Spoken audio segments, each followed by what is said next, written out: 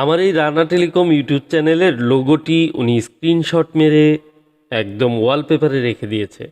কথাটি আমার কাছে একটু ব্যতিক্রম মনে হয়েছিল, কিন্তু কেন? এক ভাই দৌলতপুর খুলনা থেকে উনি আমার ভিডিও মাঝে মাঝে দেখতেন। উনি ফোন ইউজ করতেন পোকো X3 প্রো। এই যে আজকের মতো এই ফোনটি যেরকম ডেড হয়ে আছে ঠিক এরকমই। তো ফোনটি দীর্ঘদিন যাবৎ ইউজ করছেন উনি। আমার ভিডিও মাঝে মাঝে দেখতেন, কিন্তু মাঝখানে অনেক দিন ভিডিওটি দেখেননি বা ভুলে গেছেন আমার কথা। আর হঠাৎ করেই ওনার ফোনটি একদিন ডেড হয়ে যায়। তো ডেড হয়ে যাওয়ার পর উনি খুব স্বাভাবিকভাবে ওনার লোকাল যে শহর খুলনাতে ওখানে দেখান। সবচেয়ে বড় শহর, বড় মানে যে শপটি রয়েছে সেখানেই দেখান। অনেক চেষ্টা করা হয়, ফোনটি কিন্তু রান হয় না। তো অনেক চেষ্টা করে যখন রান হয় না, একেবারে হতাশ হয়ে যান, তখন উনি বাসায় ফিরে ভাবছেন, হঠাৎ করে আমার কথা মনে পড়ে। তো আমার ইউটিউব চ্যানেলের ভিডিওগুলো দেখে অনেক আফসোস করে যে রানা ভাই তো অনেক কথা বলতো, অনেক ডেড ইস্যু নিয়ে কথা বলতো, কাজ করতো, এবং এই সমস্যাগুলো আসলে আহ, কাজ করার সময় অনেক ঝুঁকিপূর্ণ থাকে, না হলে সেই ফোনগুলো ঠিক হয় না। তো উনি অনেক বিষয়গুলো তখন ভাবতে থাকেন এবং উনি আমাকে ফোন করেন।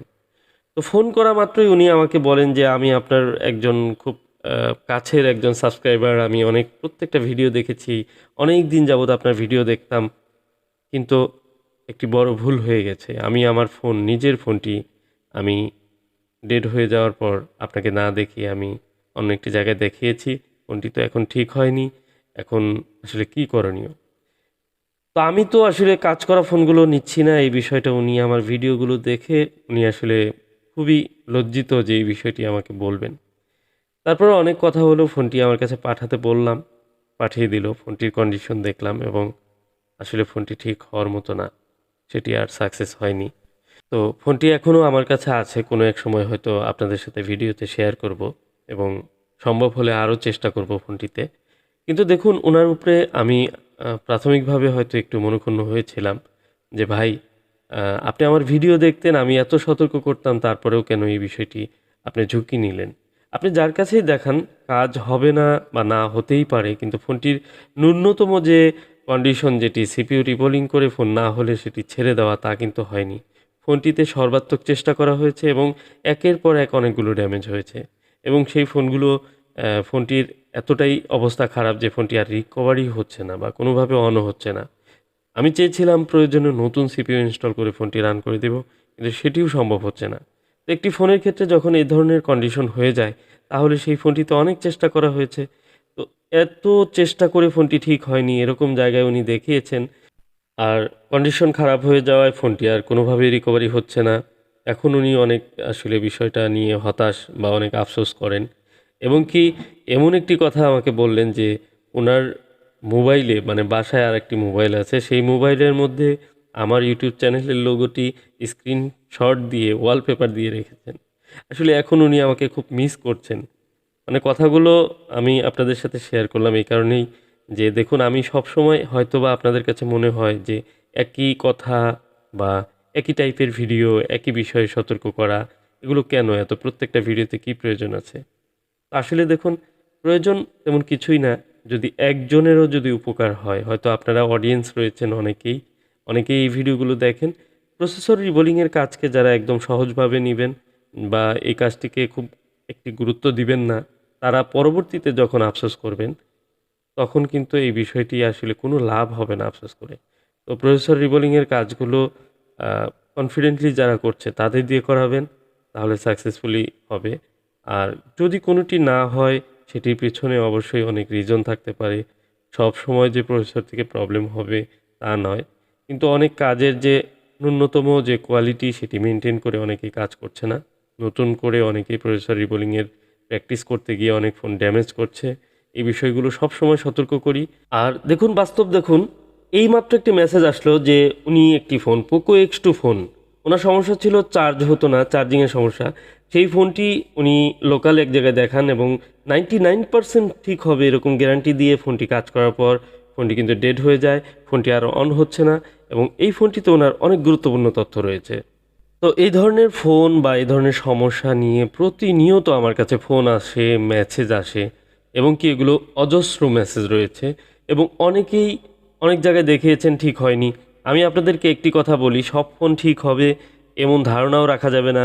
কিছু কিছু ফোন আসলে এক সময় একদম খারাপ হয়ে যাবে, সেগুলোকে আপনার মেনে নিতে হবে। সেটি আমার কাছে বা অন্য কারো কাছে বা আপনার কাছে যে কোনো জায়গাতেই ডেড হতে পারে। কিছু ফোন রয়েছে যেগুলো ডেড হয়ে যাবে, বাট কিছু ফোন যেগুলো রিপেয়ার করা সম্ভব, সেই ফোনগুলো যদি ডেড হয় তাহলে সেগুলো কিন্তু আমরা সাধারণভাবে ধরবো না। যেমন এই প্রসেসর রিবোলিংয়ের যে কাজগুলো প্রসেসর রিবোলিং করে সলভ হয় বা হওয়ার মতো চান্স আছে, সেই ফোনগুলো যদি আপনার আনসাকসেস হয়, রিপেয়ার করে না হয়, তাহলে আপনাকে ধরতে হবে সেই কাজে কোনো একটি ভুলের কারণে হয়তোবা সেটি আনসাকসেস হচ্ছে। আমি আপনাদেরকে একদম নিশ্চয়তা দিয়ে বলছি যে পোকো X3 Pro আপনি ইনটেক অবস্থায় আমার কাছে নিয়ে আসুন, অ্যানি হাউ ফোনটি রিপেয়ার হবে। যদি আপনার ফোনটি কোনো ধরনের ড্যামেজ না থাকে, যেমন আপনার হাত থেকে পড়ে গিয়ে বেঁকে গিয়ে অনেক ধরনের ড্যামেজ হয়ে যায়, পানিতে পড়ে অনেক ধরনের মাদারবোর্ড ড্যামেজ হয়ে যায়, সেগুলোর বিষয় কিন্তু ভিন্ন। কিন্তু এছাড়া খুব স্বাভাবিকভাবে ফোনটি হঠাৎ করে অফ হয়ে যাওয়া ফোনগুলো প্রত্যেকটাই ঠিক হয়। তো এই ফোনগুলো একদম রিপেয়ার হওয়ার মতো। আর যার বাস্তব অভিজ্ঞতা আপনারা নিজেরাই জানেন, যারা আমার কাছ থেকে কাজ করিয়েছেন। দেখুন, খুব রিসেন্টলি 1 মাসের হিসাব আজকে থেকে 71টি মোবাইল কিন্তু আমার কাছে শুধুমাত্র সুন্দরবন কুরিয়ারে এসেছে। 1 মাসের হিসাব এখানে দেখা যাচ্ছে। তো এরকমভাবে প্রত্যেক মাসে কিন্তু আমার কাছে ফোন আসে, এবং কি এর বাইরে কিন্তু অনেকে সরাসরি আসেন। যারা সরাসরি আসেন এবং কি বসে থেকে কাজ করে নিয়ে যান, তাদের কাজগুলোও কিন্তু করতে হয়। প্রতিনিয়ত অনেকেই অনেক মেসেজ দেন, কাজ করিয়ে না হওয়া ফোন, কাজ করা ফোন, এবং অনেক ক্রিটিক্যাল বাজে অবস্থার ফোনগুলো আসলে অনেকে দেখতে রিকোয়েস্ট করেন, কিন্তু সেগুলো দেখার সুযোগ হয় না। এর কারণ হচ্ছে বাস্তবিকভাবে আমার কিন্তু কাজ করতে হয়। কাজের মধ্য দিয়ে আমাকে সাকসেস তুলে নিয়ে আসতে হয়। আর কাজের মধ্য দিয়ে আমি কিন্তু এই কাজগুলো সেবাগুলো আপনাদের দেওয়ার চেষ্টা করে থাকি।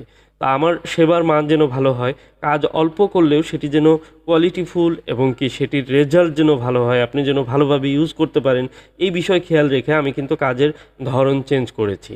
তা আমি অনেক কাজই আমি করি না, অনেক কাজগুলো আমি এড়িয়ে যাই, যে কাজগুলো আসলে সম্ভব হয় না, এবং যে কাজগুলো থেকে কাঙ্ক্ষিত রেজাল্ট আসবে না। আপনি নিজেও সন্তুষ্ট হবেন না, আমি নিজেও সন্তুষ্ট হব না, যে কারণে সেই কাজগুলো বাদ দিয়ে দিয়েছি। তো অনেক কাজই, যে কাজগুলো একদম পারফেক্টভাবে করা সম্ভব, সেই কাজগুলোই একমাত্র করার চেষ্টা করে থাকি। এর মধ্যে একটি মোবাইলে অনেকে আছেন ভয় পান মোবাইল রিপেয়ার করে হয়তো ভালো চলবে না। অনেক ধরনের সমস্যা আছে যেগুলো সলভ করে একদম আগের মতো ইউজ করতে পারবেন। ধরুন আপনার একটি চার্জিং আইসি খারাপ হয়ে গেছে, আইসিটি যখন আপনি নতুন ইনস্টল করে দিবেন, ফোনটি কিন্তু ঠিক আগের মতোই সার্ভিস পাবেন। নেটওয়ার্ক আইসি চেঞ্জ করলে আগের মতোই সার্ভিস পাওয়া যায়। অনেক ধরনের কাজ আছে যেগুলো করে কিন্তু আমরা আগের মতোই সার্ভিস পাই। ধরুন মোবাইলের ডিসপ্লে খারাপ হয়ে গিয়েছে, অরিজিনাল ডিসপ্লে, সেটি ভেঙে গিয়েছে, নতুন লাগানোর পর আপনি আগের মতো আর পারফর্ম নাও পেতে পারেন। হয়তো ডিসপ্লেটি একটু ঘোলা আসছে, টাচে ঠিকমতো কাজ করছে না। দেখুন, ফোন অন হয়েছে এই ফোনটি। তো এই ফোনটির যে হার্ডওয়্যার লেভেলের যে কাজগুলো, যেমন আইসি রিলেটেড যে কাজগুলো, ডেড মোডে থাকা ফোনগুলোর কাজগুলো, এগুলো কিছু কিছু কাজ একদম রিপেয়ার করার পর আগের মতো আপনার পারফরমেন্স পাবেন, আগের মতো ফোনটি চলবে। আর কিছু কাজে আমরা নিজেরাই জানি যে এই কাজগুলো করার পর আগের মতো আর পাবেন না, সেগুলো আমরা বলে দেই। আর সেই কাজগুলো থেকে আমি একটু দূরেই থাকার চেষ্টা করি। যেমন ডিসপ্লে চেঞ্জ করার পর অনেক সময় টাচে উল্টাপাল্টা কাজ করে, অনেক সময় ডিসপ্লে রেজলিউশন আগের মতো থাকে না। আর আমি কিন্তু একদমই ডিসপ্লে নিয়ে কোনো কাজই করি না। তো যা হোক, আজকের ফোনটি ঠিক হয়ে গেল। আর ভিডিওটি কেমন লাগলো অবশ্যই আপনারা কমেন্টে জানাবেন, আর ভালো লাগলে অবশ্যই একটি লাইক করে যাবেন, ভুলবেন না। আজকের মতো এই পর্যন্তই। সবাই ভালো থাকুন, সুস্থ থাকুন, এই প্রত্যাশায়। আসসালামু আলাইকুম।